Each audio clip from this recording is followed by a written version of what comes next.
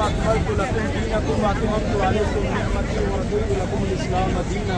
अल्लाह तबारक व तआला ने आज के दिन नेमत को तमाम कर दिया, दीन को मुकम्मल कर दिया और सलाम को बतौर दीन जो है वो तुम्हारे लिए पसंद किया गया।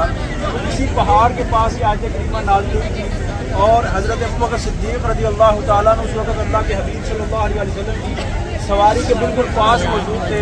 तो मेरे आका अलैहिस्सलाम ने जब ये आयत तिलावत फरमाई तो सहाबा इकराम अलैहिर्रिज़वान जो थे वो खुश हो गए कि आज हमारा दीन मुकम्मल हो गया है। हम हुज़ूर अकरम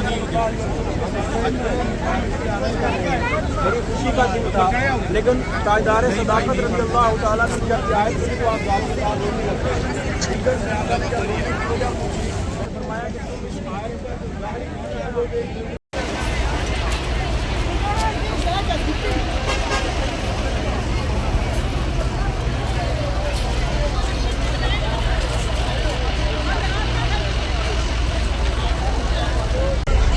ये इस वक्त हम पहुँचे हैं जबल रहमत पर और ये सामने आपको जो पहाड़ी नज़र आ रही है ये जबल रहमत है, रहमत का पहाड़, और आज इसकी ज़ियारत कर रहे हैं हम।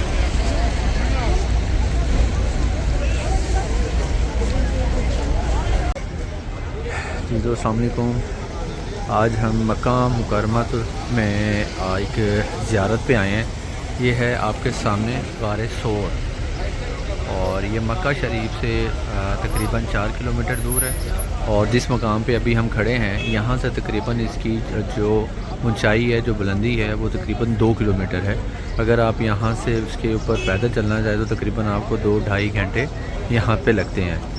तो माशाल्लाह आपको गारे होर के बारे में तो खैर पता होगा, लेकिन मैं थोड़ा सा इसका रिव्यू कर दूँ कि यहाँ पर हज़रत अबू बकर सिद्दीक़ सल्लल्लाहु अलैहि वसल्लम अपने कंधे पर हुज़ूर अकरम सल्लल्लाहु अलैहि वसल्लम को उठाकर गारे सोर तक लेकर गए थे और ये सारा रास्ता इन्होंने उनको ऐसे अपने कंधे पर लेकर गए।